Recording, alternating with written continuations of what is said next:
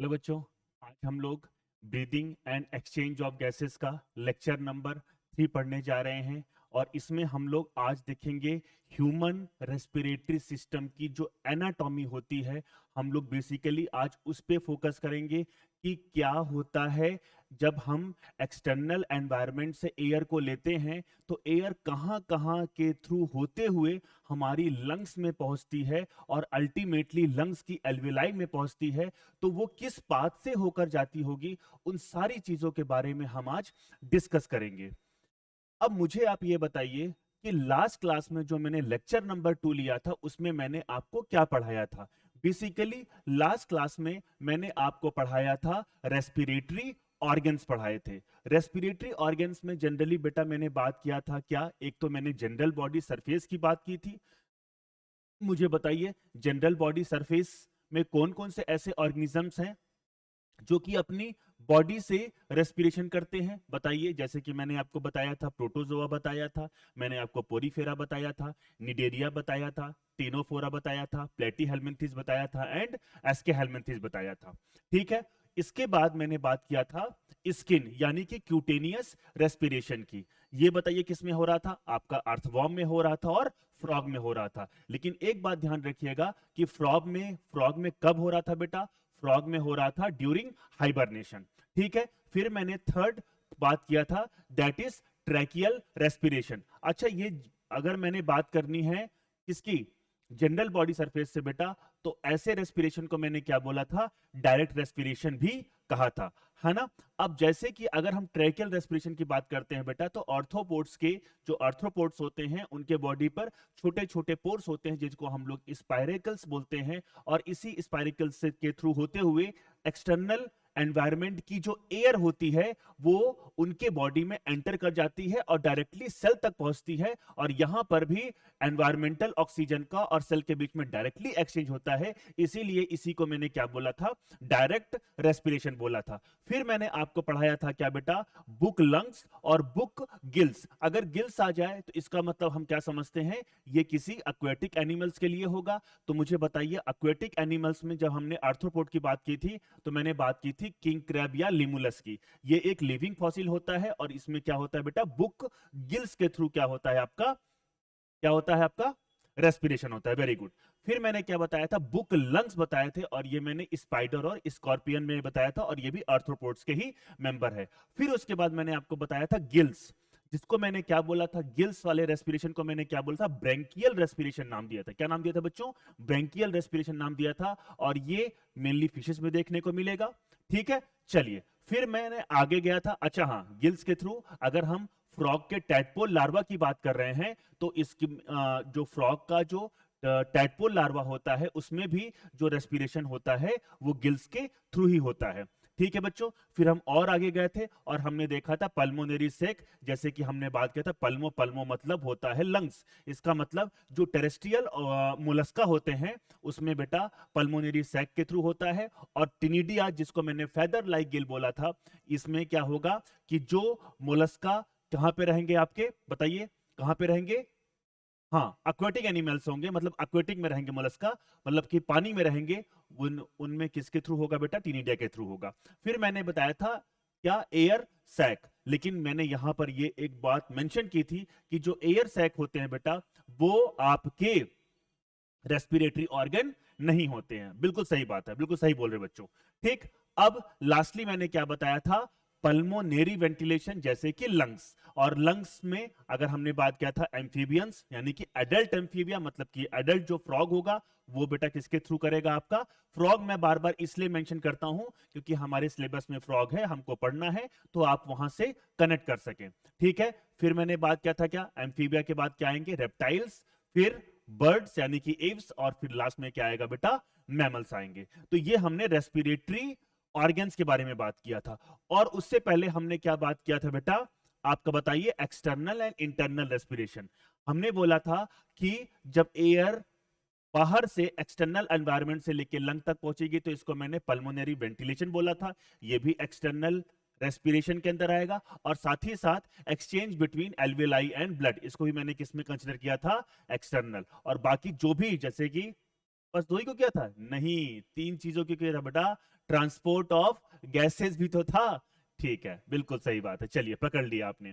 ठीक है, फिर हमने क्या बात किया था, फोर्थ एंड फिफ्थ जो आपका स्टेप था, यानी कि exchange between blood and tissue, and lastly इसमें utilization of O2 for oxidation of glucose, जिसको मैंने क्या बोला था, सेलुलर रेस्पिरेशन। ये किसके अंदर आएगा बेटा, इंटरनल रेस्पिरेशन के अंदर आया था। तो ये बात मुझे बिल्कुल क्लियर हो गई कि लास्ट क्लास में मैंने क्या क्या चीजें देखी थी। मैंने बहुत अच्छे से उसको डायग्राम बना के आपको डायग्राम के थ्रू उसको समझाने की कोशिश की थी। ठीक है बच्चों, अब आज हम लोग जो पढ़ेंगे बेटा, उसमें बेसिकली हमने क्विक रिवीजन तो कर लिया, बेटा। अब हम लोग देखेंगे path of air up to alveoli from atmosphere, मतलब कि एटमॉस्फेयर से कैसे एयर कहां तक पहुंचती है बेटा, एल्वेलाई तक पहुंचती है। और फिर लास्टली हम लोग क्या देखेंगे, स्ट्रक्चर ऑफ लंग्स देखेंगे। क्या देखेंगे बेटा, स्ट्रक्चर ऑफ लंग्स। चलिए तो स्टार्ट करते हैं। अब स्टार्ट करने से पहले मैं थोड़ा सा यहां वाला जो स्ट्रक्चर है बेटा, मैंने क्या किया है, मैंने इसको ऐसे किया है और मैंने इसको ऐसे कट किया है। जब मैं इसको ऐसे कट करूंगा तो जो मुझे पोर्शंस दिखेंगे यहां पर, ठीक है, नीजल चैम्बर वगैरह, नॉस्ट्रिल वगैरह, वो सारी चीजों के बारे में आपको अभी बात करूंगा। ठीक है बच्चों, चलिए तो ये मैंने पहले से ही डायग्राम बना रखा है ताकि आपको और मेरा टाइम वेस्ट ना हो और हम लोग एक बहुत अच्छी तरीके से इसको चीजों को समझ पाए। चलिए अब हम लोग इसकी लेबलिंग करना बेटा स्टार्ट करते हैं। ठीक, अब यहां पर इस चीज को बताइए बेटा, यहां पर इसको हम क्या बोलेंगे, बताइए, एक्सटर्नल नॉस्ट्रिल या एक्सटर्नल नेयर्स। सुनते रहना मैंने क्या क्या बोला बेटा, इसको मैंने क्या बोला, एक्सटर्नल नॉस्ट्रिल, इसको हम और क्या बोलेंगे बेटा, एक्सटर्नल नेयर्स। बिल्कुल सही बात, एक्सटर्नल नॉस्ट्रिल या एक्सटर्नल नेयर्स। अब हम लोग जब एयर कहां से एंटर कर जाएगी आपकी, एक्सटर्नल नॉस्ट्रिल से। अच्छा, हमारी बेटा जो ये हमारी डाइराइनस कंडीशन है, मतलब कि हमारे दो नेयर्स हैं, पेयर ऑफ नेयर्स है बेटा ना, पेयर ऑफ एक्सटर्नल नॉस्ट्रिल है जो कि अपर लिप के जस्ट अबव है। ये आपकी एनसीईआरटी की लाइन में बता रहा हूं कि आपका जो नॉस्ट्रिल है वो जस्ट अपर लिप के ऊपर है। ठीक है, और यहां पर हम लोग डाइराइनस कंडीशन है, क्या है बच्चा, डाइराइनस कंडीशन। ठीक है, क्योंकि ये जो आपका चैम्बर है ये एक सेप्टम से बटा हुआ है, जिसको हम लोग क्या बोलते हैं बेटा, नेजल सेप्टम। ठीक है, चलिए अब हमने जब इसको कट कर दिया बेटा, यहां से ऐसे कट किया तो ये वाला पोर्शन मुझे दिखाई देगा। ठीक है, अब जैसे ही हम लोग अंदर घुसेंगे बेटा, ये वाला जो चैम्बर आपको दिख रहा है, ये जो चैम्बर दिख रहा है बेटा, इसी को हम लोग क्या बोलते हैं, नेजल चैम्बर। क्या बोलते हैं बच्चों, नेजल चैम्बर। तो ये है आपका नेजल चैम्बर, नेजल चैम्बर। ध्यान से सुनते रहना बेटा, सारी चीजें एकदम इजीली समझ में आपको आ जाएंगी। नेजल चैम्बर, चलिए अब ये वाली पॉइंट मुझे समझ में आ गई। नेजल चैम्बर की अगर हम बात कर रहे हैं बेटा, तो नेजल चैम्बर को हम लोग तीन पार्ट में डिवाइड करते हैं। नेजल चैम्बर को हम लोग तीन पार्ट में डिवाइड करते हैं। आइए देखते हैं कौन कौन सा पार्ट। एक को हम लोग बोलते हैं बेटा वेस्टिबुलर पार्ट। क्या बोलते हैं बेटा, वेस्टिबुलर पार्ट, वेस्टिबुलर पार्ट बोलते हैं। ठीक है, वेस्टिबुलर पार्ट। ठीक है, चलिए दूसरा जो हम लोग बोलते हैं बेटा, इसको हम लोग बोलते हैं रेस्पिरेटरी पार्ट। क्या बोलते हैं बच्चा, respiratory part, respiratory part, respiratory part. ठीक है, और लास्टली हम लोग बोलते हैं बेटा ऑल्फैक्टरी पार्ट। क्या बोलते हैं बच्चा, ऑल्फैक्टरी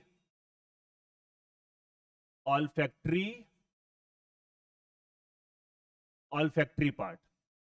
तो मैंने यहां पर तीन रीजन्स लिख रखे हैं नेजल चैम्बर में, वेस्टिबुलर पार्ट, रेस्पिरेटरी पार्ट और ऑल्फैक्टरी पार्ट। अब हम लोग समझते हैं कि वेस्टिबुलर पार्ट कौन सा होता होगा बेटा, जहां पर हेयर्स होते हैं, जहां पर हेयर्स होते हैं नेजल चैम्बर में, ऐसे वाले पार्ट को हम लोग क्या बोलते हैं बेटा, vestibular part. It act as a filter apparatus, ये एक फिल्टर एपेरेटस की तरह काम करता है बेटा। और बाहर से जब हम लोग एयर को इनहेल करते हैं तो एयर में हो सकता है डस्ट पार्टिकल्स भी हों, तो उन डस्ट पार्टिकल को जो इंटरनल जो आपका नीजल चैम्बर है बेटा, जो नीजल चैम्बर है इसी के अंदर जो आपके हेयर्स हैं वो उन डस्ट पार्टिकल्स को ट्रैप करने का काम करते हैं, ताकि जब एयर और अंदर की तरफ मूव करे तो वो प्योर एयर हो। ये वाला पॉइंट मुझे समझ में आ गया क्या? ठीक है, तो मैंने क्या बोला कि जो वेस्टिबुलर वाला पार्ट है बच्चों, जो वेस्टिबुलर वाला पार्ट है, ये वाला पार्ट जो मैंने लिख रखा है, इसका काम क्या है बच्चों, बताइए बताइए काम क्या है बेटा? It act as a filter apparatus, it act as a filter apparatus, filter apparatus. चलिए, ये वाला पॉइंट भी मुझे समझ में आ गया, फिल्टर एपेरेटस क्या होता है। ठीक है, अब एक मैंने लिख रखा है बेटा आपका रेस्पिरेटरी पार्ट। रेस्पिरेटरी पार्ट में क्या होता है, एक बहुत इंपॉर्टेंट एपिथेलियम होती है। आपने जब 11th क्लास में बेटा, 11 इसी साल, जो आपने अगर टिश्यू पढ़ा होगा, अगर नहीं पढ़ा है तो बेटा मैं पढ़ाऊंगा। टिश्यू में बहुत सारे, जैसे कि अगर हम बात करते हैं 4 तरह के टिश्यू होते हैं बेटा। एक आपका एपिथेलियल टिश्यू होता है, एक कनेक्टिव टिश्यू होता है, एक आपका बताइए मस्कुलर टिश्यू होता है, और एक नर्वस टिश्यू होता है। 4 तरह के बॉडी में टिश्यूज होते हैं। ठीक है, तो इपिथेलियल टिश्यू की जब हम लोग बात करते हैं तो उसमें भी हम लोग सिंपल और स्ट्रेटिफाइड की बात करते हैं। ठीक है, अब ये सिंपल क्या होती है और कंपाउंड इपिथेलियम क्या होती है वो हम लोग बाद में देखेंगे। बस आप मोटा मोटी इतना याद रखिए कि अगर हम सिंपल एपिथेलियम की बात कर रहे हैं तो वो यूनिलेयर्ड होगी, और अगर हम लोग कंपाउंड एपिथेलियम की बात कर रहे हैं तो वो मल्टीलेयर्ड होगी। दैट्स इट, अभी के लिए इतना ही आपको याद रखना है। ठीक है, तो सर हम टिश्यू में कैसे पहुंच गए? हम टिश्यू में बेटा इसलिए पहुंचे हैं क्योंकि जब हम लोग रेस्पिरेटरी पार्ट के बारे में बात कर रहे हैं तो देखो मैंने यहां पर एक एपिथेलियम बना रखी है। दिख रहा है क्या बेटा आपको? यहां पर मैंने एक एपिथेलियम बना रखी है, और इस एपिथेलियम का जो नामकरण करेंगे बेटा हम लोग, इस एपिथेलियम का जो नामकरण करेंगे, इसका होता है नाम, बताइए अगर कोई जानता होगा तो, स्यूडो स्ट्रेटिफाइड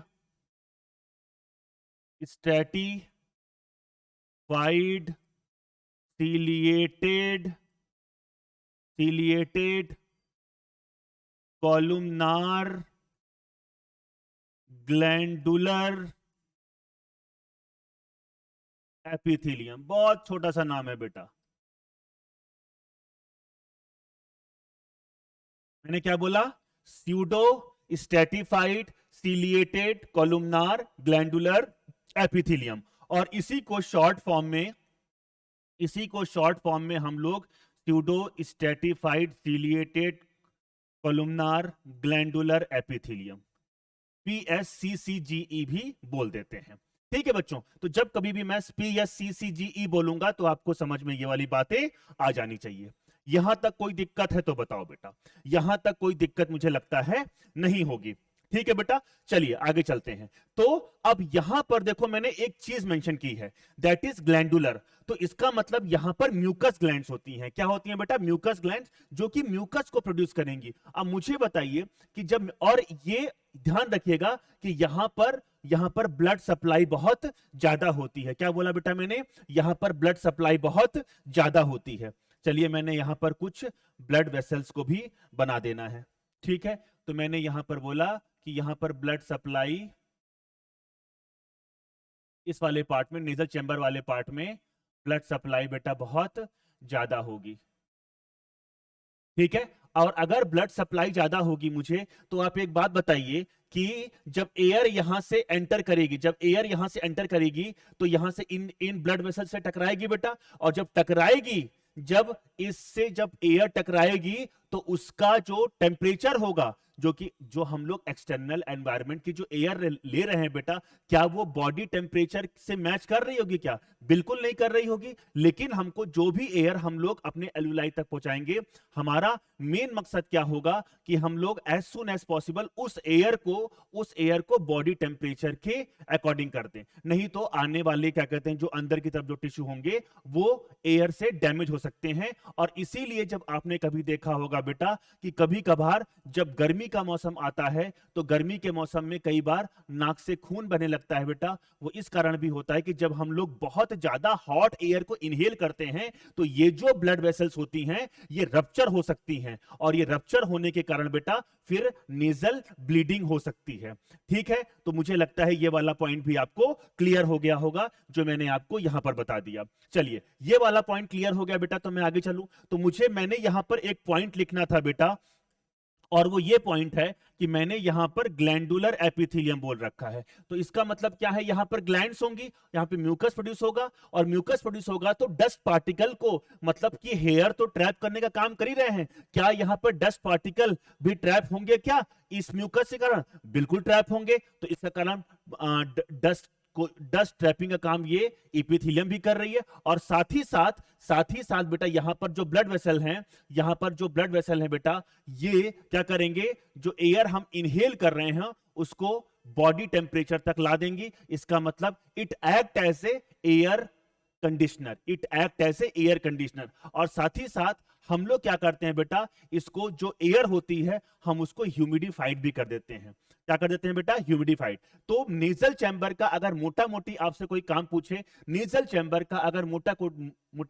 पूछे, तो आप तीन चीजें बोलेंगे। पहला फिल्टर, दूसरा ह्यूमिडिफायर, और थर्ड क्या बोला बेटा मैंने? बोलो।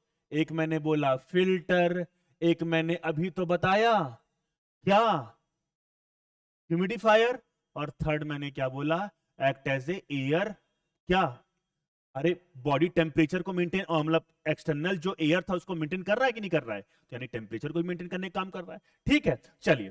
तो रेस्पिरेटरी वाला पार्ट जो बेटा मैंने आपको बताया, इसका मेनली काम मैंने क्या बताया आपको? Act as a air conditioner,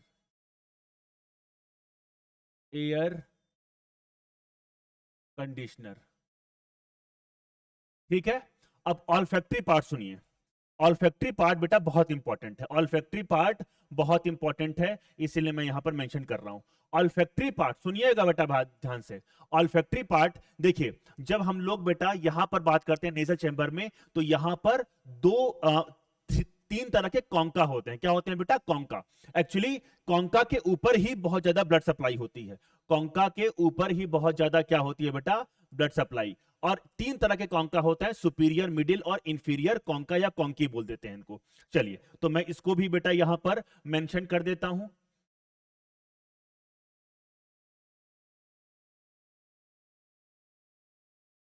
ठीक है, चलिए। तो मैंने यहां पर क्या बोला?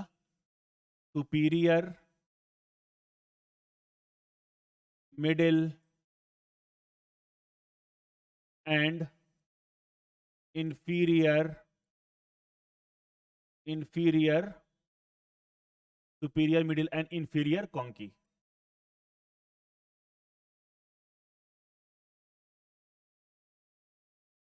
सुपीरियर, मिडिल और इंफीरियर कॉन्की। ठीक है बेटा। इसमें से जो सुपीरियर कॉन्का, जो सबसे ऊपर है बेटा, जो सुपीरियर कॉन्का होता है, सुपीरियर कॉन्का के ऊपर बेटा एक एपिथेलियम होती है। सुपीरियर कॉन्का के ऊपर एक एपिथेलियम होती है, और इस एपिथेलियम को हम लोग नाम देते हैं olfactory epithelium. Olfactory epithelium, olfactory epithelium. और इसी ऑल्फैक्टरी एपिथेलियम को हम लोग स्नीडेरियन मेम्ब्रेन के नाम से भी जानते हैं। इसी ऑल्फैक्टरी एपिथेलियम को बेटा हम लोग स्नीडेरियन मेम्ब्रेन के नाम से जानते हैं। जब कभी आप नर्वस सिस्टम पढ़ेंगे बेटा, जो मैं पढ़ाऊंगा आपको, तो नर्वस सिस्टम में हम लोग बहुत सारे न्यूरॉन के बारे में पढ़ेंगे। Apolar neuron, unipolar neuron, bipolar neuron, multipolar neuron. तो इसी ऑल्फैक्टरी एपिथेलियम में आपने अगर रट्टा मारा होगा बेटा तो जरूर मारा होगा कि ऑल्फैक्टरी एपिथेलियम में बाइपोलर न्यूरॉन होते हैं। क्या होते हैं बेटा? बाइपोलर न्यूरॉन, मतलब उनकी पोलरिटी बाइपोलर होती है। ठीक है, बाइपोलर न्यूरॉन होते हैं। ये बहुत इंपॉर्टेंट क्वेश्चन है जो कई बार क्वेश्चन आपसे पूछा जाता है कि बाइपोलर न्यूरॉन कहां मिलते हैं, तो ऑल्फैक्टरी एपिथेलियम में मिलते हैं। ठीक है, ऑल्फैक्टरी एपिथेलियम में एक खास बात और होती है बेटा, यहां पर एक म्यूकस मेम्ब्रेन होती है। क्या बोला बेटा मैंने? एक म्यूकस मेम्ब्रेन होती है, एक म्यूकस मेम्ब्रेन होती है। और इसी म्यूकस मेम्ब्रेन को सुनते रहना बेटा ध्यान से, सब एकदम समझ में आ जाएगा।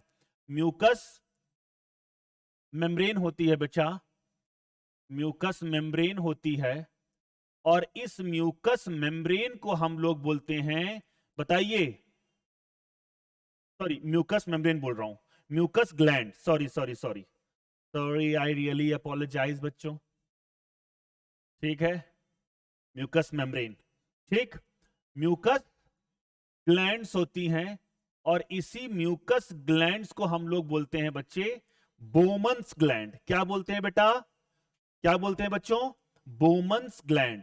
याद रखिएगा मैंने यहां पर बोमन्स ग्लैंड की बात कर रही है बेटा, बोमन्स ग्लैंड। ये क्वेश्चन नीट में आ चुका है पहले बोमन्स ग्लैंड के बारे में। ठीक है, तो ये वाला पॉइंट भी बेटा आप याद रखिएगा कि मैंने बोमन्स ग्लैंड क्या बोला है। ठीक है, बोमन्स कैप्सूल कहां मिलता है बेटा आपका? कहां मिलेगा? It is a part of nephron. अगर आपको याद आ रहा होगा तो नेफ्रॉन का पार्ट होता है क्या? Bowman's capsule. और मैंने यहां पर क्या लिखा है? Bowman's gland. तो ध्यान रखिएगा मैंने यहां पर क्या बोला है। ठीक है बेटा, ठीक है। और मिडिल और इंफीरियर कॉन्का में ब्लड सप्लाई ज्यादा होती है, जिसके कारण बेटा इसका फंक्शन कैसा होता है? Air conditioner function. ठीक है, तो मुझे लगता है कि तीन पार्ट जो मुझे नेजल चैम्बर में बताने बहुत जरूरी थे, ये आपको समझ में आ गया होगा। अब जो नेजल चैम्बर, देखो बेटा, अब नेजल चैम्बर देखो, ये पूरा नेजल चैम्बर है बेटा। नेजल चैम्बर एक कॉमन चैम्बर में खुल रहा है, एक ओपनिंग के थ्रू खुल रहा है बेटा। इसी को हम लोग बोलते हैं इंटरनल नेयर। क्या बोलते हैं बच्चों? इंटरनल नेयर बोलते हैं। तो ये वाला जो पार्ट मैंने बना रखा है, ये वाला पार्ट,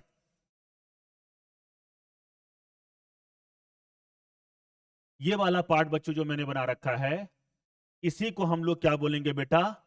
बताइए। इंटरनल नेयर्स। इंटरनल नेयर्स, बिल्कुल सही बात, इसको मैंने क्या बोला? Internal near. तो ये वाला पॉइंट भी मुझे समझ में आ गया कि नेजल चैम्बर एक कॉमन चैम्बर में खुलने से पहले बेटा क्या बनाता है? एक अपर्चर लाइक स्ट्रक्चर होता है, जिसको हम लोग क्या बोलते हैं? Internal layer. और इंटरनल लेयर जैसे ही यहां पर इस वाले पॉइंट को सुनते रहना बिल्कुल धीरे, तभी आपको धीरे धीरे चीज समझ में आएंगे बेटा। नहीं तो आप गलती बहुत करते हो कि कहां पर है नेजोफेरिंग्स, कहां पर क्या है। ये वाला पार्ट यहां पर, ये जो मैंने बना रखा है बेटा, ये होगा आपका नेजोफेरिंग्स। नेजोफेरिंग्स, ठीक। अब देखना, ये जो दिख रहा है बेटा, ये नेल चैम्बर, तो ये आपका ओरल कैविटी होगा, और ओरल कैविटी की हम लोग बात करते हैं, अगर ओरल कैविटी की हम लोग बात करते हैं बेटा, तो यहां पर होती है हायोड बोन। और इसी हायोड बोन के ऊपर क्या होता है बताइए? एक मस्कुलर स्ट्रक्चर होता है बेटा। क्या? हायोड बोन के ऊपर इसी से अटैच एक मस्कुलर स्ट्रक्चर होता है। इसी मस्कुलर स्ट्रक्चर को क्या बोलते हैं? अरे गधों, बताइए क्या बोलते हैं? टंग बोलते हैं। बिल्कुल सत्य वचन। ठीक है, तो इसको मैंने क्या बोल दिया? टंग। ठीक है, चलिए, ये आपकी हायोड बोन हो गई। ठीक, अब देखो यहां पर अगर जब कभी बेटा आप आईने में देखेंगे या किसी का जब मुंह फाड़ कर देखेंगे किसी का अदर का, तो आपको एक ऐसा लटका हुआ स्ट्रक्चर दिखेगा जिसको हम लोग क्या बोलते हैं? यूवुला। क्या बोलते हैं? यूवुला। ये बातें बताना जरूरी है क्योंकि आपको समझ में आएगा चीजें बेटा। हो सकता है बाद में डाइजेस्टिव सिस्टम ऐड हो गया तो, ठीक है, इसलिए हम थोड़ा थोड़ा बात करने की कोशिश कर रहे हैं बेटा। ये मैंने क्या बोला है? यूवुला।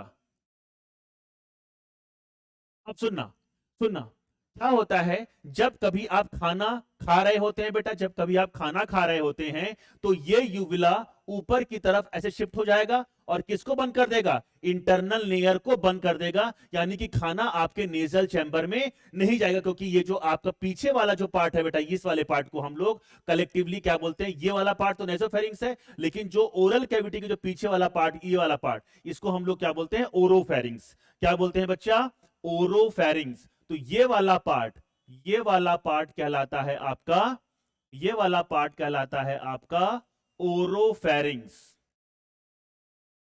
ओरोफेरिंक्स,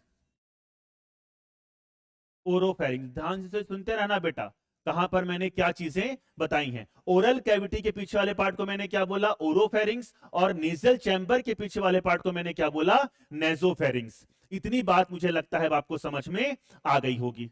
ठीक, ठीक है बेटा, चलिए समझ में आ गया। तो जब भी आप कभी खाना खा रहे होते हैं बेटा, तो ये जो यूविला होता है, ये इस इंटरनल लेयर को बंद कर देगा और खाना कभी कभी यहां पे नहीं जाएगा। लेकिन मम्मी की बात तो हम लोग मानते नहीं है बेटा, कभी कभी हम लोग लेटे लेटे पानी पी लेते हैं या खाना खा लेते हैं, तो कभी कभी वो फिर इसी कारण, क्योंकि ये यूविला प्रॉपर तरीके से इंटरनल लेयर को बंद नहीं कर पाता है, इसीलिए जो हमने खाना या कभी कभी जब पानी पीते हैं तो वो पानी नाक से, एक्सटर्नल नॉस्ट्रिल से बाहर आ जाता है। वो इसी कारण होता है क्योंकि आपका यूविला प्रॉपर तरीके से बंद नहीं हो पाया। मुझे लगता है ये वाला पॉइंट भी अब आपको समझ में आ गया होगा। ठीक है बच्चों, चलिए अब हम और आगे बढ़ते हैं, हम और आगे बढ़ते हैं बेटा। तो जब हम और आगे बढ़ेंगे तो ये वाला जो पार्ट होगा, ये जो मैंने बना रखा है बेटा, ये है आपका पूरा का पूरा लैरिंग्स, ये है आपका एपिग्लॉटिस, और ये जो अपर्चर दिख रहा है, ये वाला जो अपर्चर है बेटा, इस अपर्चर को हम लोग क्या बोलते हैं,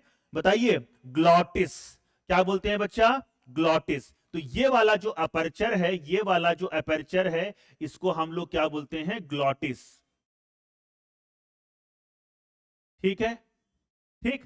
अब ग्लॉटिस के ऊपर क्या दिख रहा है बेटा आपको, एक फ्लैप लाइक स्ट्रक्चर, एक फ्लैप लाइक स्ट्रक्चर। आप कुछ इस तरीके से समझिए कि ये है बेटा आपका, सपोज कीजिए ये है आपका ग्लॉटिस, जो मैंने ढक्कन दिखा रखा है बेटा, ये है आपका क्या, ग्लॉटिस, और इसी ग्लॉटिस के ऊपर बेटा एक फ्लैप लाइक ऐसा स्ट्रक्चर दिख रहा है आपको, ऐसा समझिए, जो कि खुलता और बंद होता है, कुछ इस तरीके से, कुछ इस तरीके से ओपन और क्लोज होता है। ठीक है, आगे बात समझ में। तो जब कभी भी आप खाना खा रहे होते हैं बेटा, तो ये एपिग्लॉटिस, ये ग्लॉटिस के ऊपर जो स्ट्रक्चर दिख रहा है, इसको हम लोग क्या बोलते हैं, एपिग्लॉटिस, जो कि ये आपका इलास्टिक कार्टिलेज का बना होता है। ये इसके फ्लैप के ऊपर आ जाता है और खाना आपके विंड पाइप में एंटर नहीं करता है, खाना आपके विंड पाइप में एंटर नहीं करता है। अब आप इस बोतल को मैं बेटा जानबूझ के लेके आया हूं, इस बोतल को आप समझिए कि ये वाला जो बोतल, ये वाला जो पार्ट है, इसको मैंने ग्लॉटिस बोल दिया, ये वाला जो पार्ट है इसको मैंने लैरिंग्स बोलने वाला हूं, और ये वाला जो पार्ट मैं आपको दिखा रहा हूं बेटा,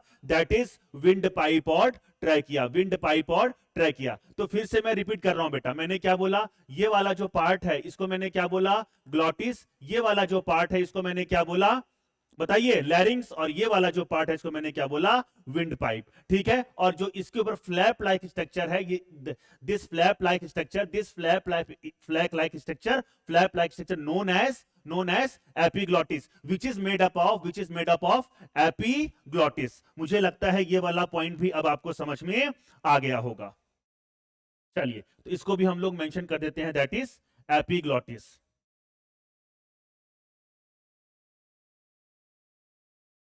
एपिग्लॉटिस। तो बताइए बेटा मुझे, एपिग्लॉटिस का काम क्या है, एपिग्लॉटिस का काम क्या है, epiglottis prevents entry of food into the windpipe during deglutination. आ गई बात समझ में। मैंने क्या बोला कि एपिग्लॉटिस का मेन काम क्या था, जब खाना बेटा आप ले रहे होंगे, बोलस, जब आप माउथ में क्या बनाते हैं, बोलस बनाते हैं। हम जब कभी, अब तो फॉसिलाइजेशन हो गया डाइजेस्टिव सिस्टम का, लेकिन जब कभी भी हम लोग डाइजेस्टिव सिस्टम पढ़ते थे तो हम लोग बेसिकली पढ़ते थे कि माउथ में हम लोग जो गोल गोल चीज, जो भी स्ट्रक्चर बनाते हैं, that is known as bolus. तो वो बोलस, ये बोलस इस विंड पाइप में एंटर ना कर पाए, इसीलिए ये जो फ्लैप लाइक जो स्ट्रक्चर होता है, इसको यहां पर ग्लॉटिस के ऊपर बंद कर दिया जाता है, जिसको हम लोग क्या बोलते हैं, एपिग्लॉटिस। और ये epiglottis which prevents entry of food into the wind pipe. आप ऐसा समझिए बेटा कि अगर गलती से ये खाना जो आप खा रहे हैं गलती से अगर आपके विंड पाइप में चला गया बेटा, तो it can cause infection in the lungs. ये इंफेक्शन करा सकता है बेटा, किसमें, लंग में इंफेक्शन करा सकता है। ठीक है, चलिए ये वाला पॉइंट भी मुझे समझ में आ गया।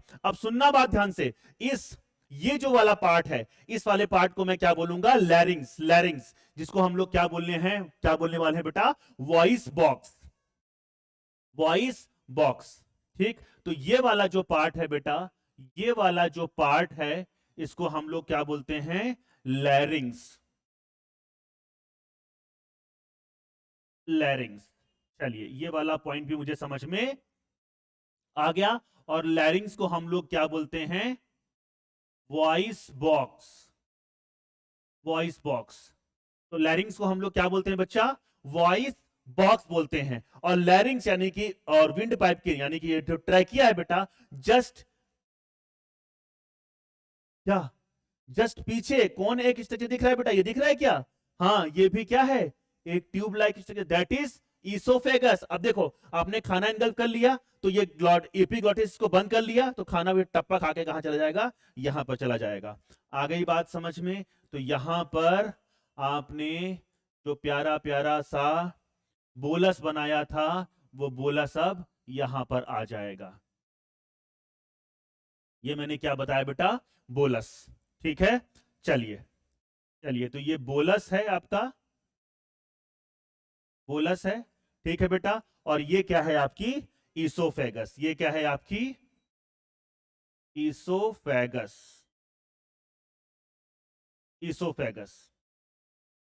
ठीक है बच्चों, तो मुझे लगता है ये वाला भी पॉइंट आपको समझ में आ गया कि मैंने यहां पर क्या बोला। ठीक है, चलिए अब ध्यान देना कि ग्लॉटिस के ऊपर ये वाला जो रीजन होगा बेटा, ग्लॉटिस के ऊपर जो ये वाला जो रीजन होगा, इस रीजन को हम लोग बोलते हैं, बताइए, इस रीजन को हम लोग बोलते हैं लैरिंगोफैरिंग्स। क्या बोलते हैं बेटा, लैरिंगोफैरिंग्स। तो ये वाला जो रीजन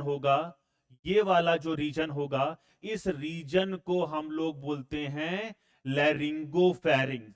लैरिंगो लैरिंगोफैरिंग्स लैरिंगोफैरिंग्स। और अब मैं नेजोफैरिंग्स, ओरोफैरिंग्स और लैरिंगोफैरिंग्स को कलेक्टिवली बेटा हम लोग बोल सकते हैं क्या, बताइए, हम लोग क्या बोल सकते हैं, एक स्पेशल नाम दे सकते हैं बेटा इसको, बताइए क्या बोल सकते हैं, नेजोफैरिंग्स, लैरिंगोफैरिंग्स और ओरोफैरिंग्स को हम लोग कलेक्टिवली क्या बोल सकते हैं बेटा, फैरिंग्स। इसी को हम लोग क्या बोलते हैं, फैरिंग्स।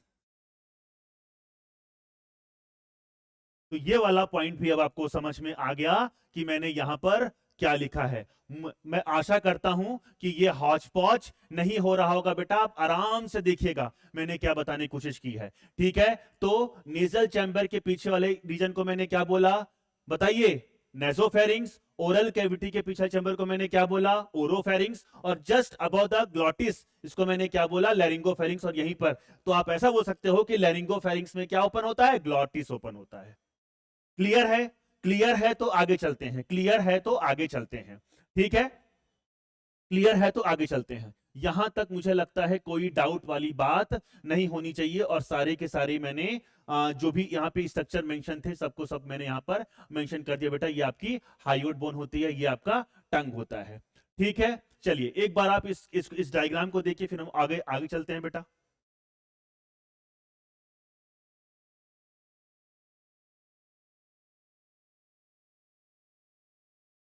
चलिए अब ये वाला पार्ट, ये तो लैरिंग्स हो गया बेटा। ये वाला जो पार्ट है, ये वाला जो पार्ट है, that is trachea, that is trachea. सुनते रहना बेटा ध्यान से, ये वाला डायग्राम बहुत इंपॉर्टेंट है।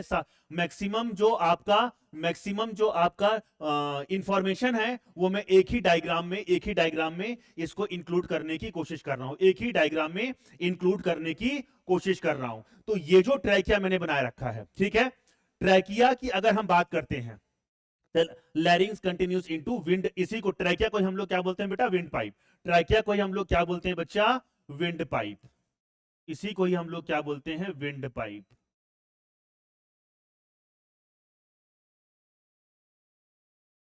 विंड पाइप, ठीक है, ठीक है। चलिए, अब ट्रैकिया की अगर हम लोग लेंथ देखते हैं बेटा, कितनी लेंथ हो सकती है ट्रैकिया की, अगर हम लोग लेंथ कभी कभी देख लेते हैं, तो ट्रैकिया की लेंथ हो सकती है बेटा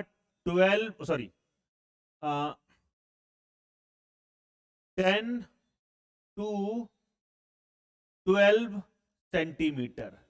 10 टू 12 सेंटीमीटर इसकी क्या हो सकती है बच्चा, क्या हो सकती है, हाँ, लेंथ हो सकती है। ये जो आपकी ट्रैकिया है इसकी लेंथ मैंने क्या बताया बेटा, आपका क्या बताया, 10 टू 12 सेंटीमीटर, ठीक है। मीटर मत कर देना गधों, मीटर मत कर देना, ठीक है। चलिए, अब आगे हम लोग बात करते हैं। तो ट्रैकिया के बाद, ट्रैकिया ये जो इसकी लेंथ के बाद, अब हम लोग ये देख सकते हैं बेटा कि आप एज्यूम करो कि ये जो विंड पाइप है, ठीक है, एक मिनट, मैं कुछ यहां पर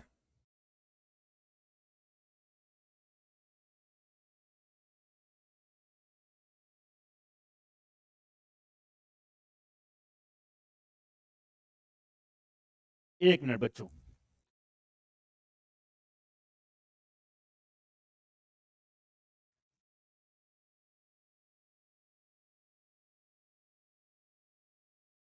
एज्यूम कीजिए बेटा ये आपकी क्या है, ट्रैकिया। एज्यूम कीजिए ये क्या है बेटा, आपका ट्रैकिया है, ठीक है, ठीक है। और ये क्या है, मस्कुलर स्ट्रक्चर होता है, ठीक है। चलिए, अब ध्यान से सुनना, ध्यान से सुनना, मैं क्या बताने की कोशिश कर रहा हूं, ठीक है, बिल्कुल बिल्कुल ध्यान से सुनना बेटा, ठीक है। अब सपोज कीजिए कि आपने एयर को इनहेल किया। अगर कभी आप किसी के साथ कॉफी पीने गए होंगे बेटा, तो अगर कभी आप अकेले भी जा सकते हो, और वैसे अकेले जाना आप लोग प्रिफर नहीं करते हो जनरली, आप किसी के साथ ही जाना प्रिफर करते हो, ठीक है। तो मैं उन्हीं की बात कर रहा हूं, ठीक है, हाँ, जिसको आप समझ रहे हो और जो आपके ख्वाबों ख्यालों में बसता है, ठीक है। चलिए, तो सुनना बात ध्यान से। तो मैंने वहां पे कॉफी पीने वाली बात इसलिए की बेटा, जैसे आप कोल्ड कॉफी कभी पीते हैं तो आप स्ट्रॉ से पीते हैं, तो कभी कभी क्या होता है, अगर हम तेजी से सक करते हैं तो जो आपका स्ट्रॉ होता है वो पिचक जाता है, पिचकता है, बिल्कुल सही बात है, बिल्कुल पिचक जाता है बेटा। तो अब अगर मान लीजिए कि आपने एयर को बहुत तेजी से इनहेल किया या एक्सहेल किया, तो हो सकता है ये जो ट्रैकिया है, ये जो ट्रैकिया, आप इसको ऐसे समझिए बेटा, ये क्या है आपकी, ये जो क्या है आपकी ट्रैकिया, तो हो सकती है ये कोलैप्स कर जाए ऐसे। ये जो ट्रैकिया है बेटा, ये क्या कर जाए आपका, कोलैप्स कर जाए। तो अगर हम लोग, अगर बेटा मिनट, अगर हम लोग सेकंड्स में भी अगर ये ट्रैकिया कोलैप्स हो गई बेटा, तो आपके एल्वियोलाई तक क्या नहीं पहुंचेगा, आपकी एल्वियोलाई तक क्या नहीं पहुंचेगा, एयर नहीं पहुंचेगी, और फिर ऑक्सीजनेशन प्रॉपर नहीं हो पाएगा, जिससे आपके ब्लड का जो नेचर होता है बेटा, वो बेसिक से एसिडिक में कन्वर्ट हो सकता है। वैसे एसिडिक नहीं होगा, लेकिन बेसिक से कम बेसिक हो जाएगा, ठीक, इतनी बात समझ में आ गई क्या। तो हम लोग इस ट्रैकिया को, कि ये कोलैप्स ना हो, इसको प्रिवेंट करने के लिए हम लोग क्या करते हैं, यहां पर सी शेप्ड इसके अंदर रिंग्स डाल देते हैं, सी शेप्ड इस टाइप के रिंग्स डाल देते हैं। एज्यूम कीजिएगा कि ये ट्रैकिया है बेटा आपका, और ट्रैकिया में हमने ऐसे सी शेप, क्या अंदर की तरफ क्या भर दी, रिंग भर दी। अब मुझे बताइए कि ये जो सी शेप्ड रिंग होती है, they are cartilaginous rings, cartilaginous rings होती हैं, जो कि अगर मैंने स्ट्रिंग भर दी बेटा, तो अब ये ट्रैकिया कोलैप्स नहीं होगी, भले आप इनहेल करो या एक्सहेल करो। तो ट्रैकिया के अंदर जो सी शेप जो रिंग्स होती हैं, क्या कराती हैं वो, विच प्रिवेंट्स कोलैप्सिंग ऑफ ट्रैकिया, यानी कि किससे प्रिवेंट कर रहे हैं बेटा, कोलैप्स होने से उसको प्रिवेंट कर रही है, ठीक है। सी शेप्ड क्यों सर, हमने पूरी की पूरी सर्कल क्यों नहीं भरा। अब आप एज्यूम करो, सुनना बात ध्यान से, मैंने यहां पर जब इस बोलस को मैं यहां लाऊंगा, सपोज करो ये आपकी ट्रैकिया है, ठीक है, ये मेरा माउथ है, ये मेरी क्या है, ट्रैकिया है। सुनते रहना बेटा ध्यान से, ठीक है। तो जो रिंग्स होती हैं वो ऐसे होती हैं, सी शेप्ड, ऐसे ऐसे ऐसे, एज्यूम कर पा रहे हो बेटा आप, ये इस तरफ आप अज्यूम करना कि ये मेरा माउथ इस तरफ है, तो ये जो मेरी ट्रैकिया है इसमें सी शेप्ड रिंग कुछ इस तरीके से है, ऐसे है। ठीक, अब समझना बात ध्यान से, इसके पीछे क्या है बेटा, इसके पीछे एक ल्यूमेन और है, इसके पीछे एक ल्यूमेन और है, और इस ल्यूमेन को हम क्या, ओ सॉरी, एक ट्यूब और है जिसको हम क्या बोलते हैं, इसोफेगस। ठीक है, तो जब भी बोलस जाएगा बेटा तो ये इस पर प्रेशर एक्सर्ट करेगा, प्रेशर एक्सर्ट करेगा, तो पीछे की तरफ, इसीलिए पीछे की तरफ यहां पर रिंग वाला स्ट्रक्चर नहीं होता है, ताकि बोलस जब इसको पुश करे तो कोई दिक्कत वाली बात ना हो, कोई दिक्कत वाली बात ना हो। अब मुझे लगता है ये वाला पॉइंट समझ में आ गया होगा। इसीलिए ये जो सी शेप रिंग होती है, ये वाला पोर्शन मेरा क्या है बेटा, ये वाला पोर्शन मेरा क्या है, ये वाला पोर्शन वेंट्रल है, और ये वाला पोर्शन क्या है, डॉर्सल। ठीक है, तो अब मेरी ये ट्रैकिया है, तो मैं बोल सकता हूं कि डॉर्सली ये, सॉरी वेंट्रली ये कैसा होगा बेटा, सी शेप, और ये वाला पोर्शन क्या है बेटा, वेंट्रल। समझ में आ रही बात, इसको मैं ऐसे कर दूं तो ये वाला पोर्शन मेरा क्या है, वेंट्रल, और पीछे वाला पोर्शन मेरा क्या है, डॉर्सल। ठीक है, तो सामने की तरफ क्या है, वेंट्रल। वेंट्रल पोजीशन में क्या है आपकी, सी शेप रिंग है, पीछे की तरफ नहीं है, मतलब डॉर्सली क्या है, ये इनकम्प्लीट। डॉर्सली क्या है, ये इनकम्प्लीट। तो ये क्वेश्चन भी आपसे पूछा जा सकता है कि जो सी शेप रिंग होती है वो किस तरफ क्या होती है बेटा आपकी, किस तरफ आपकी एब्सेंट होती हैं। ठीक है, तो मुझे लगता है ये वाला पॉइंट भी अब आपको समझ में आ गया होगा। तो ट्रैकिया की जो लेंथ होती है वो 10 to 12 सेंटीमीटर होती है बेटा, और अगर हम बात करते हैं इसी ट्रैकिया की, तो इसमें 16 to 20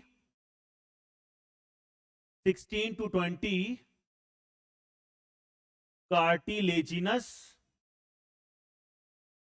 16 to 20 कार्टिलेजिनस रिंग्स होती हैं।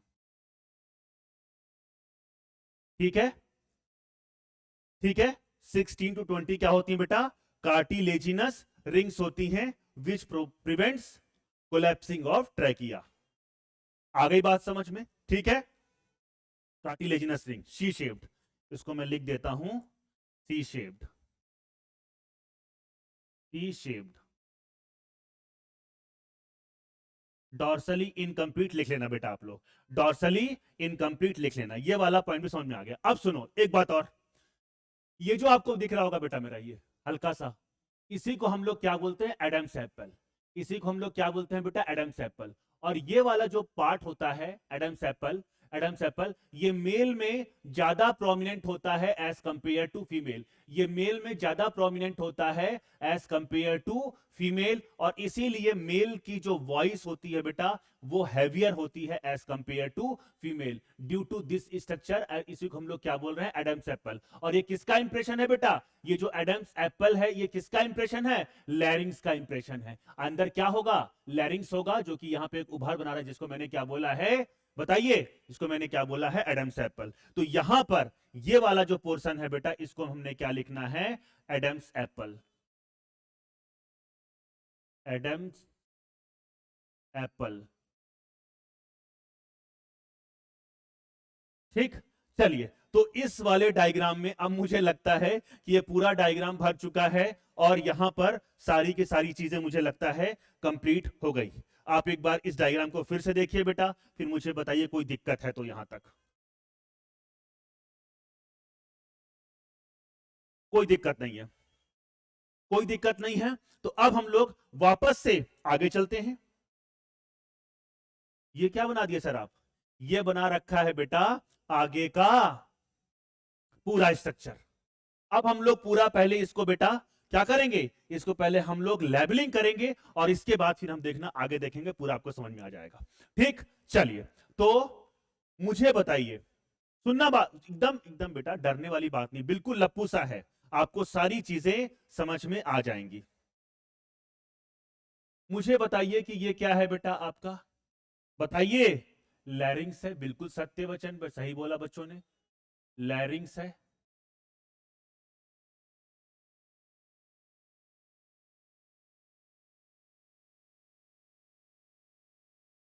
लैरिंग, ठीक, ठीक है। अब मैं लैरिंग्स के बारे में थोड़ा सा बात करना चाहता हूं बेटा। लैरिंग्स made up of 4 लैरिंग्स made up of four cartilages, made up of 4 cartilages. इसका जो सबसे बड़ा कार्टिलेज होता है बेटा, अब सुनना बात ध्यान से, एज्यूम करो कि देखो ये वाला पार्ट, ठीक है, ये वाला पार्ट, ये दिख रहा है बेटा, ये वाला पार्ट, ठीक है, ये ऐसे जो उभार बना रहा होगा, ये क्या है आपका थायराइड कार्टिलेज, ये क्या है आपका थायराइड कार्टिलेज, ठीक है। ये किसका बना होगा, हाइलाइन कार्टिलेज का। इसके नीचे की तरफ बेटा ऐसे सिंगल ऐसे, ठीक है, ऐसे गोल सा, ठीक है, कॉलर लाइक, कॉलर लाइक इस टाइप को समझिए कि ये कॉलर है और कॉलर ये, ठीक है। तो ये कॉलर वाला जो ये वाला पूरा जो पोर्शन होगा बेटा, ये वाला जो कार्टिलेज बन रहा होगा, इस कार्टिलेज को हम लोग क्या बोलते हैं, क्रिकॉइड कार्टिलेज। ये वाला पोर्शन में क्या समझिए बेटा आपका, ये वाला आपका क्या समझना है, थायराइड कार्टिलेज। ये वाला पॉइंट समझ में आया क्या, तो ये थायराइड कार्टिलेज हो गया बेटा, ये क्रिकॉइड कार्टिलेज हो गया, और पीछे की तरफ आप एज्यूम कीजिए कि पीछे की तरफ ऐसे 2 कार्टिलेज और होते हैं, जिसको हम लोग बोलते हैं एरिटिनॉइड कार्टिलेज। क्या बोलते हैं, एरिटिनॉइड कार्टिलेज। और इसी एरिटिनॉइड कार्टिलेज के ऊपर दो और दो 4 कार्टिलेज और होते हैं, जिसको हम लोग बोलते हैं कार्टिलेज ऑफ सेंटोरिनी। इसका स्ट्रक्चर मैं अलग से बताऊंगा अभी, ठीक है। तो मुझे लगता है ये वाला पॉइंट समझ में आ गया होगा कि larynx is made up of 4 cartilages, that is thyroid, cricoid, arytenoid and cartilages of Santorini.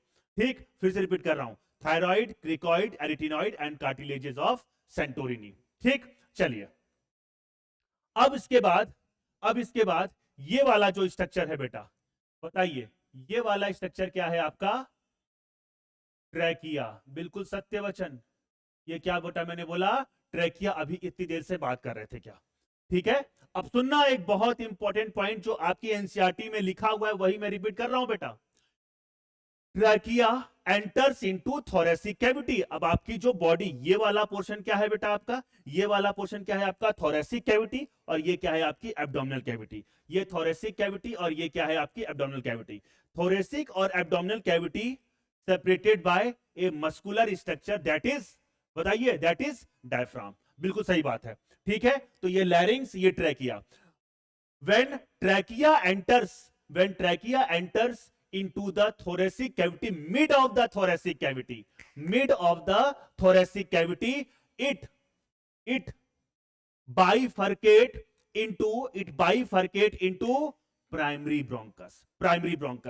तो अब समझना कि ये किस लेवल पे ये ट्रैकिया बाइफर्केट या डिवाइड हो रही होगी। तो trachea extended into mid of the thoracic cavity and divides at the level of 5th thoracic vertebra। आप समझिए कि ये ट्रैकिया यहां mid of the thoracic cavity में आई होगी बेटा, और यहां कहीं पे डिवाइड होगी प्राइमरी ब्रोंकस में। ठीक, अब मुझे अगर ऐसे काट दोगे आप, जब ऐसे काट दोगे तो पीछे की तरफ जिस लेवल पे ये आके पूरा, जैसे मैं एकदम बोला काटो बेटा गोल सा ऐसे, ठीक है। तो जिस लेवल पे ये पीछे की तरफ आएगा, ये एक्चुअली क्या होती है आपकी 5th thoracic vertebrae। ठीक है, तो हम लोग इसको बोलते हैं कि trachea divides at the level of 5th thoracic vertebra, और इसी को हम लोग क्या बोलते हैं, कैराइना। करीना नहीं, कैरीना। ठीक है, चलिए, तो मैंने यहां पर क्या बोला बेटा, कैरीना। और ये जो कैरीना है, ये आपका क्या है बेटा, किस लेवल पे है, 5th thoracic vertebrae।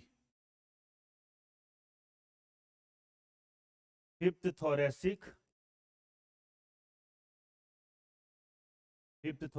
vertebrae।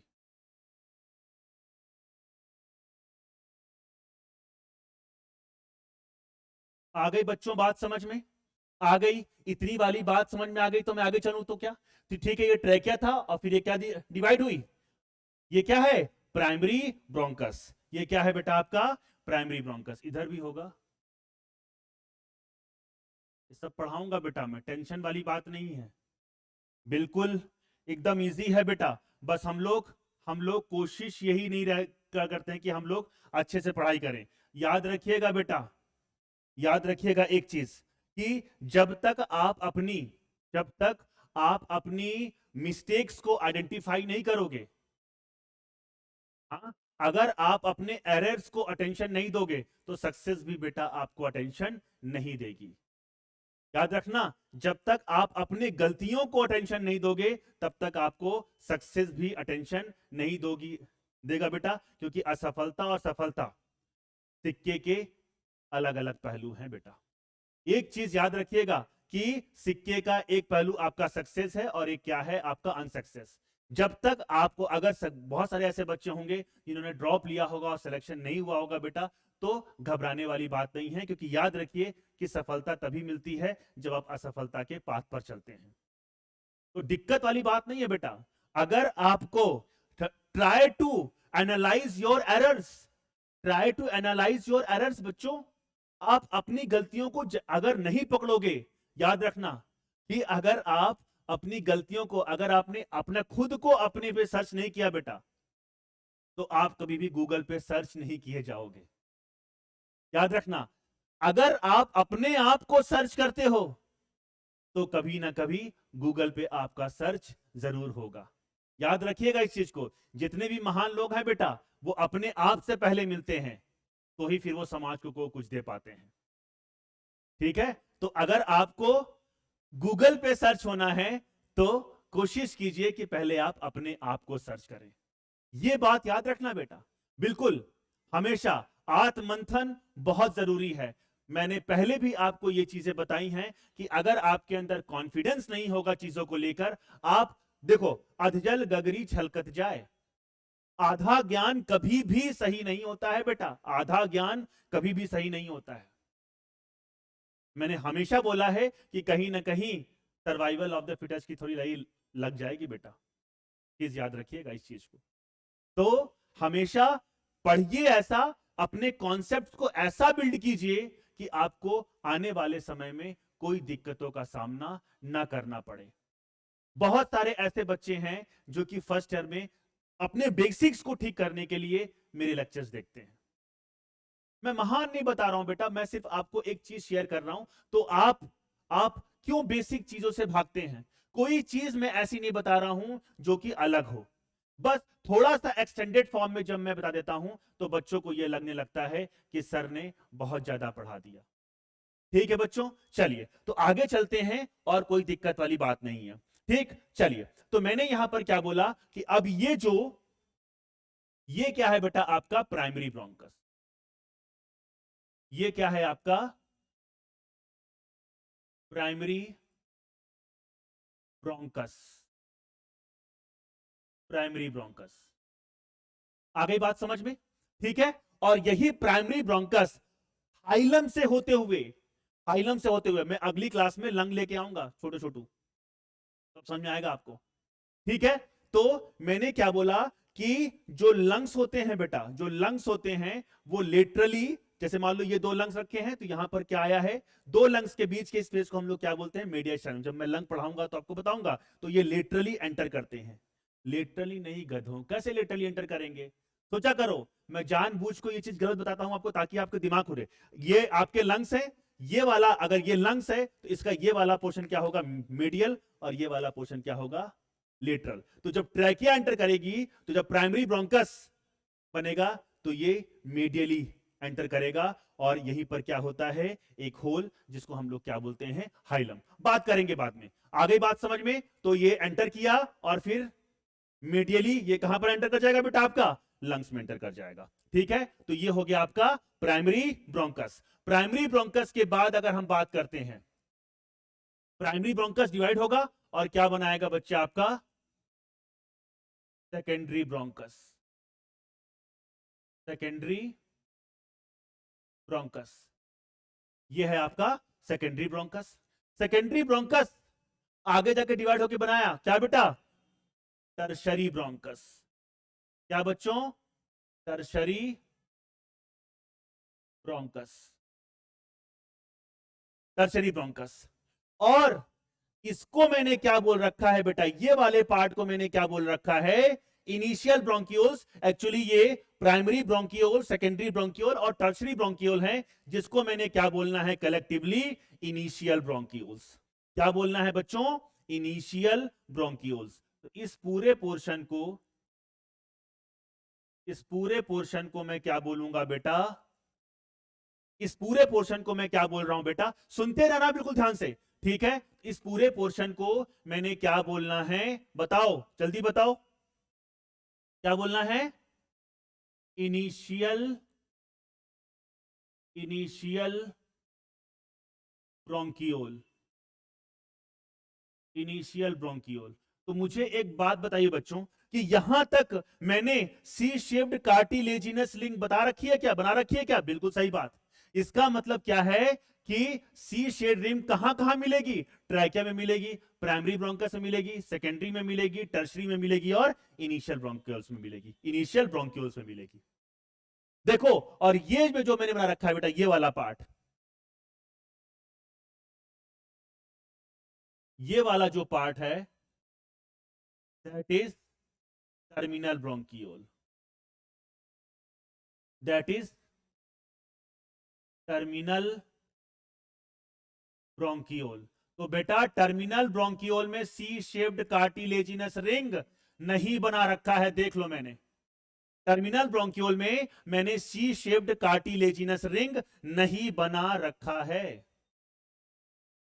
इसका मतलब कि C shaped cartilaginous ring trachea से लेकर इनिशियली ब्रोंक्यूल्स तक होंगी। मुझे लगता है ये वाला पॉइंट भी अब आपको समझ में आ गया होगा कि मैंने क्या बताने की कोशिश की। टर्मिनल ब्रोंक्यूल के बाद बेटा ये जो दिख रहा है, अब सुनना, टर्मिनल ब्रोंक्यूल तक कोई गैसियस एक्सचेंज नहीं होता है। फिर से सुनना, मैंने क्या बोला, trachea, primary bronchus, secondary bronchus, tertiary bronchial, initial bronchial और टर्मिनल ब्रोंकियल तक कोई भी गैसियस एक्सचेंज नहीं होता है। ये सिर्फ पाथ को प्रोवाइड करने का काम कर रहा है, ये सिर्फ पाथ को प्रोवाइड करने का काम कर रहा है। और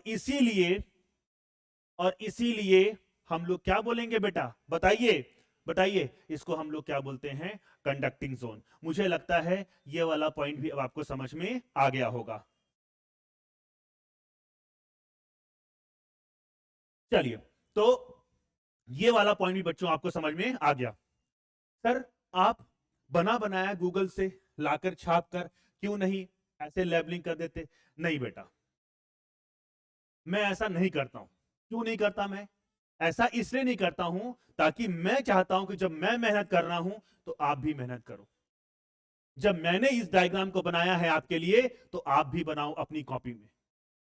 क्योंकि जब आप किसी चीज को देखना बेटा, एक बात मैंने हमेशा बोली है, हमेशा बोली है कि visual memory is greater than your learning memory. Visual memory is always greater than your learning memory. क्योंकि कभी कभी आप किसी पर्सन को देखते हैं और देखने के बाद आपके मन में यह विचार आता है कि यार इस पर्सन को तो कहीं ना कहीं देखा हुआ है, बट उसका नाम याद नहीं आ रहा होता है। क्यों, क्योंकि आपने उस पर्सन को विजुअलाइज किया होता है, आप उसको देखकर पहचान तो जाते हो लेकिन उसका नाम याद नहीं आ रहा होता है। और इससे मैंने hence proved कि visual memory is greater than your learning memory. तो जब आप कभी कोई सी चीज को फ्लो चार्ट में या आप डायग्राम बनाकर पढ़ते हैं तो वो बेटर तरीके से आप उसको एब्जॉर्ब कर पाते हो, बेटर तरीके से बेटा आप उसको क्या कर पाते हो, एब्जॉर्ब कर पाते हो। ठीक है बच्चों, चलिए अब अगर हमने बात की इनिशियल ब्रोंकियोल, टर्मिनल ब्रोंकियोल, और ये मैंने क्या बोला बेटा आपका, यहां से क्या स्टार्ट हो गया मैंने, रेस्पिरेटरी ब्रोंकियोल। क्या बोला बेटा मैंने, रेस्पिरेटरी ब्रोंकियोल। ये क्या है आपका, respiratory, respiratory, respiratory bronchiole.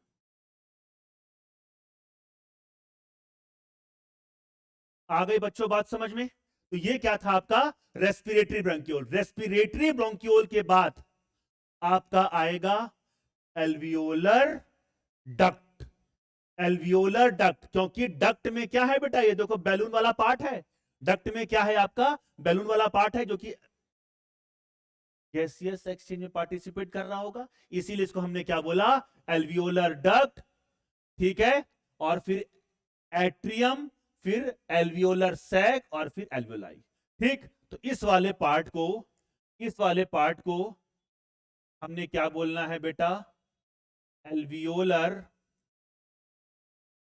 Alveolar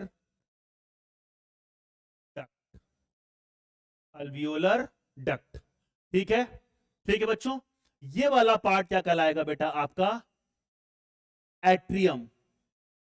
ठीक है, और ये एल्वियोलर सैक और ये एल्वियोलाई। ठीक, ये वाला पार्ट कराएगा आपका, ये वाला पार्ट, ये वाला पार्ट कराएगा आपका या एल एट्रियम। ठीक है, ये वाला पार्ट कहलाएगा आपका एल्वियोलर सैक, एल्वियोलर सैक। और ये वाला पार्ट कहलाएगा बेटा आपका, बताइए, लिखा हुआ है एल्वियोलाई,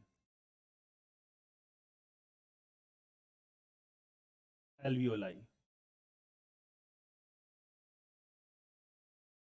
ठीक है, ये वाला। अब देखो यहां पर मैंने ब्लड वेसल्स बना रखे हैं बेटा, क्योंकि यहीं पर तो ब्लड वेसल और एल्वियोलाई के बीच में गैसेस एक्सचेंज होगा ना बच्चों। समझ में आई बात कि एल्वियोलाई और ब्लड के बीच में गैसेस एक्सचेंज होगा कि नहीं होगा? तो ये मैंने क्या बना रखा है बेटा? ब्लड वेसल्स, ब्लड वेसल्स, ताकि आपको कोई दिक्कत ना हो। तो ये क्या है आपका? Blood vessels, blood vessels. आ गई बात समझ में? ठीक बच्चे, अब अगर हम लोग एक लंग की, यानी दोनों लंग की मैं एक साथ बात करता हूं। ये तो मैं, ये वाला कौन सा लंग होगा बेटा? ये वाला, जैसे मैंने यहाँ पे, तो ये राइट लंग और ये लेफ्ट लंग। ठीक है, तो सपोज कीजिए मैंने इस तरह बना रखा, तो ये लेफ्ट लंग का हो गया। ठीक है, तो अगर मैं दोनों लंग्स में अगर मैं बात करूं तो कितनी एल्वियोलाई होती होंगी? बताइए, सोच के आना, सोच के आना या पढ़ के आना, मैं बताऊंगा आपको। 300 मिलियन की बिलियन? चलिए सोच के आना, फिर मैं बताऊंगा। चलिए, तो पहले हम लोग यहां पे पूरा एक बार वापस से रिपीट करते हैं। लैरिंग्स, trachea which divides into fifth at the level of fifth thoracic vertebra into primary bronchus, into primary bronchus। ये भी प्राइमरी ब्रोंकस है बेटा आपका, और ये भी आपका क्या है? Primary, primary bronchus, primary bronchus. ठीक है बच्चों, आ गई बात समझ में? Primary bronchus bifurcated into secondary bronchus, फिर टर्सरी ब्रोंकस, फिर इनिशियल ब्रोंकियोल्स। ठीक है, यानी कि primary bronchiole, secondary bronchiole, tertiary bronchiole, जिसको मैंने क्या बोला? Initial bronchioles. फिर क्या है आपका ये? टर्मिनल ब्रोंकियोल, फिर रेस्पिरेटरी ब्रोंकियोल, फिर alveolar duct, atrium, alveolar sac और एल्वियोलाई। ठीक बच्चों, तो ये वाला पूरा चीज अब आपको समझ में आ गया क्या? अब मैं इसको अगर स्टार्ट करूं कहां से? बाहर से, तो external nostril, nasal chamber, internal layer, nasopharynx, laryngopharynx, larynx, trachea, primary bronchus, secondary bronchus, tertiary bronchus और टर्मिनल ब्रोंकियोल्स। इन यहां तक एक्सटर्नल लेयर या एक्सटर्नल नॉस्ट्रिल से लेकर टर्मिनल ब्रोंकियोल तक के जोन को हम लोग क्या बोलते हैं बेटा? क्या बोलते हैं आपका? Conducting zone. और रेस्पिरेटरी ब्रोंकियोल से हम लोग क्या बोलने लगते हैं बेटा इसको? बताइए। रेस्पिरेटरी ब्रोंकियल्स टू एल्वियोलाई, हम लोग क्या बोलते हैं इसको? Respiratory zone. क्या बोलते हैं बच्चों? Respiratory zone. आइए हम लोग इसको एक डिवाइड कर देते हैं। ये वाला जो पूरा पोर्शन मैंने बनाया, ये वाला जो पोर्शन मैंने बनाया, ये वाला पोर्शन जो मैंने बनाया, इस पोर्शन को हम लोग क्या बोलने वाले हैं? Respiratory zone. क्या बोलने वाले हैं बेटा? Respiratory zone.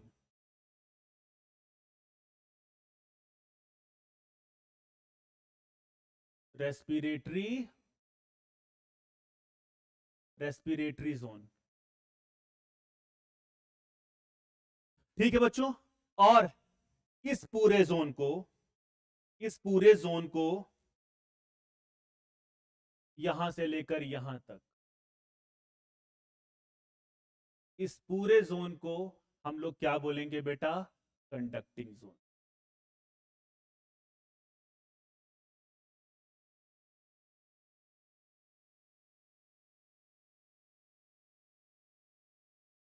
आ गई बात समझ में? तो ये पूरा जोन क्या कहलाया बेटा आपका कंडक्टिंग जोन, और ये पूरा जोन क्या कहलाया आपका रेस्पिरेटरी जोन। ये वाला पॉइंट अब आपको समझ में आ गया होगा बेटा। तो अब ये लेक्चर कितने मिनट का हो गया बेटा आपका? 1 घंटा का। ठीक है, चलिए। तो इस वाले लेक्चर में बेटा हम लोग इतना ही कैप्चर करते हैं, इतना ही पढ़ते हैं। अगली लेक्चर में हम लोग थोड़ा सा इसको और डिटेल में, थोड़ा एक एक लाइन दो सबके बारे में लिखेंगे, एक एक लाइन सबके बारे में लिखेंगे, और उसके बाद फिर हम लोग क्या बोलेंगे कि इसको कैसे चीजों को ऑर्गेनाइज करके पढ़ सकते हैं हम लोग। ठीक है बच्चों? ठीक। एक चीज मैं आपको यहां पर और बताना चाहूंगा जो कि आपको याद रखना है कि कंडक्टिंग जोन में जो एयर भरी होती है बेटा,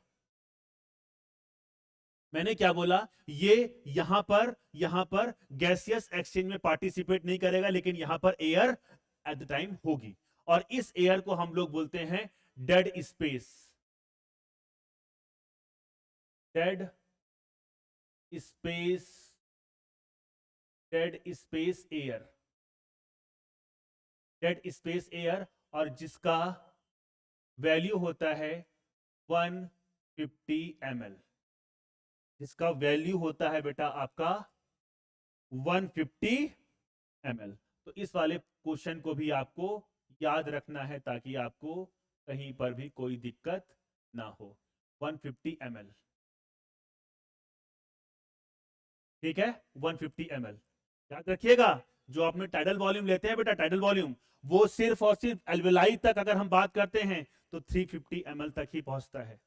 जो आपने एक्सचेंज में पार्टिसिपेट करने वाले हैं बेटा, जब हम लोग पढ़ेंगे वॉल्यूम्स तो हम लोग वहां पर बात करेंगे, टाइडल वॉल्यूम हम लोग बात करेंगे तो 500 ml होता है। तो अगर हम लोग एल्वेलाई तक बात कर रहे हैं तो एल्वेलाई तक सिर्फ और सिर्फ 350 ml ही पहुंचेगा। 150 ml कहां पर ट्रैप हो जाएगा आपका? कंडक्टिंग जोन में ट्रैप हो जाएगा। ठीक है बच्चों, चलिए। तो इसमें बेटा कोई दिक्कत वाली बात होगी तो आप मुझे कमेंट सेक्शन में पूछ लीजिएगा। ठीक है, बाकी आप मुझे टेलीग्राम पर भी मैसेज कर सकते हैं। कोई भी दिक्कत है बेटा आप कमेंट सेक्शन में पूछिए, मैं उसका रिप्लाई जरूर करूंगा।